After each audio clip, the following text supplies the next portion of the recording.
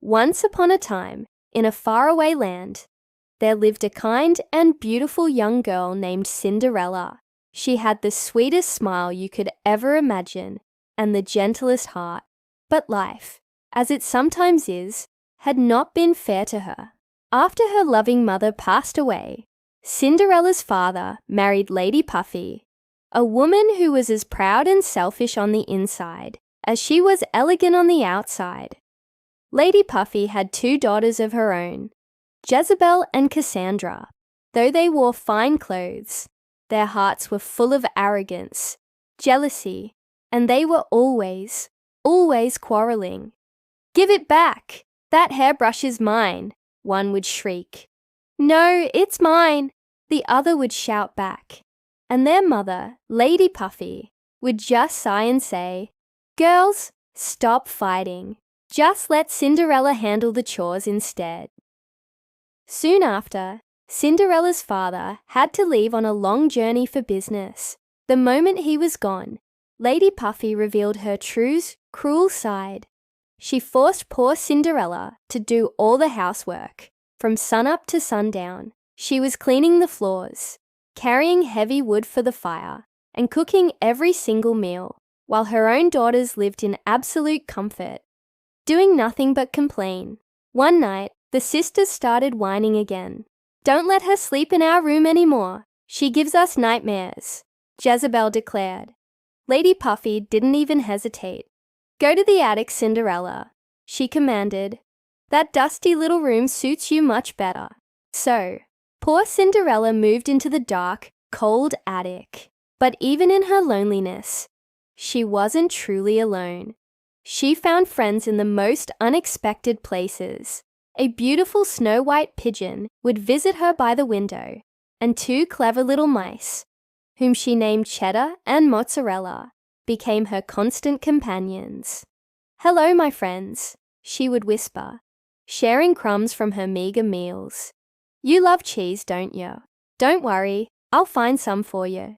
Even the mean house cat, Papu, who was always trying to cause trouble, couldn't stop Cinderella from sharing her kindness and what little she had with her tiny friends. One bright morning, a royal messenger arrived at Lady Puffy's grand house, carrying a scroll sealed with the king's crest.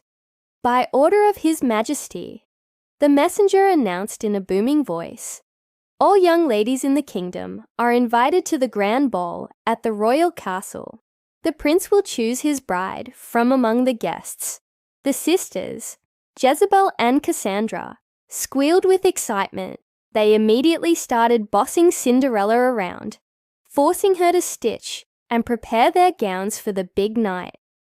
Cinderella worked tirelessly, her fingers sore, but as she worked, a small flame of hope flickered in her heart. "If only I had a dress," she whispered to herself. "I would love to go to the ball too." When the night of the ball finally arrived, Cinderella, having finished all her chores and the sisters' dresses, tried to get ready herself, but Lady Puffy just mocked her. "You? In those rags? Impossible!" And to make absolutely sure she couldn't go, she took a jar full of beans and poured them into the ashes of the fireplace. "If you can pick up every single bean within 5 minutes," she sneered, "maybe you can join us." Tears welled up in Cinderella's eyes as she knelt by the fireplace, the task seeming impossible. But just then, her little friends rushed to help. The pigeon used its wings to fan the ashes away, and the mice, with their tiny paws, picked up every single bean. In no time, the task was done. "Look!" Cinderella exclaimed, her voice filled with hope. "I did it!" But Lady Puffy still sneered, her face a mask of cruelty.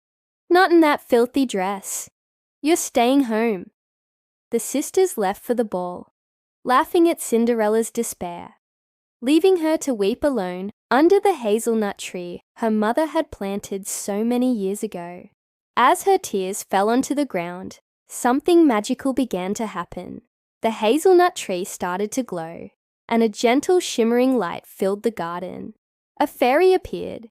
her gown sparkling like moonlight on water. "My dear Cinderella," she said in a soft, kind voice, "I am Fairy Liebel. Do not cry. Tonight, you too shall go to the ball." With a graceful wave of her magic wand, she transformed a large pumpkin from the garden into a glittering golden coach. The two little mice, Cheddar and Mozzarella, grew into strong, magnificent white horses, and the pigeon became a smart, uniformed coachman.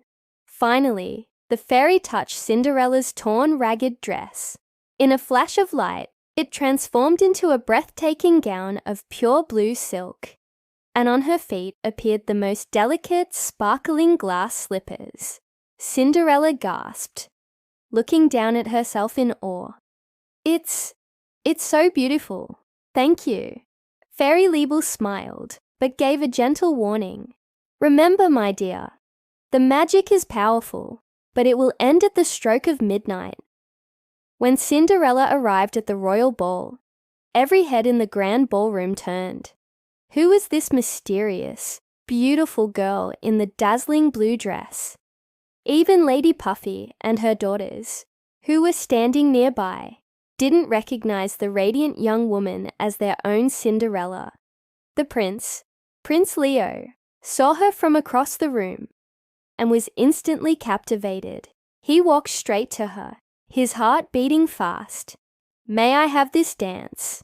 he asked, his eyes never leaving hers. Cinderella blushed and nodded shyly. They danced and danced through the night, their laughter echoing through the magnificent hall. It felt like a dream, but suddenly, the great clock in the tower began to strike midnight. Dong! Dong! Dong! Panic seized Cinderella. She remembered the fairy's warning and, without a word, turned and ran down the grand staircase.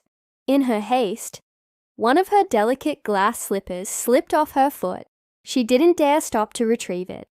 She leapt into her golden coach just as the 12th bell rang, and in a puff of smoke, the magic vanished. The coach turned back into a pumpkin, the horses into mice, and Cinderella was once again in her old rags.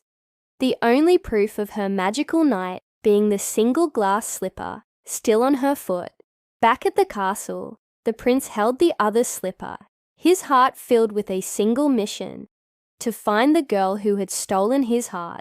Determined to find the mysterious girl who fit the slipper, Prince Leo made a royal proclamation. He would visit every house in the kingdom, and every maiden would try on the glass slipper.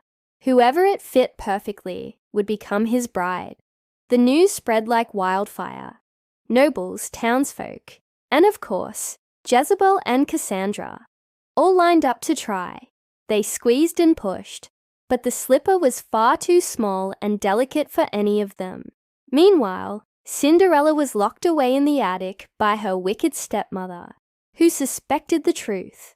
Hearing the commotion below, Cinderella whispered to her friends, "I too have the right to try. It's mine." Her loyal friends, Cheddar and Mozzarella, immediately went to work, gnawing through the wooden lock on the door until it finally broke, setting her free. Just as the prince was about to leave, Cinderella appeared at the bottom of the stairs.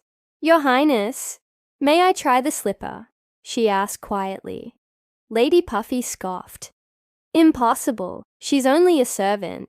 But Prince Leo, looking at her with a glimmer of recognition, silenced his guards and her stepmother. He knelt, and the slipper slid perfectly, effortlessly, onto Cinderella's foot. Prince Leo looked up, gazing into her kind eyes, now filled with tears of joy. "At last," he whispered, "I've found you. Will you be my princess?" With a heart full of happiness, Cinderella nodded, and so Cinderella and Prince Leo were married in a grand ceremony at the castle, where kindness and love finally triumphed over cruelty and envy. And from that day on, Cinderella's heart knew only happiness. A beautiful reminder that even the smallest spark of hope can light up the darkest night and lead to a happily ever after. Thank you so much for watching this story with me. If you enjoyed it, don't forget to like this video and subscribe to our channel for more magical tales. We'll see you in the next story.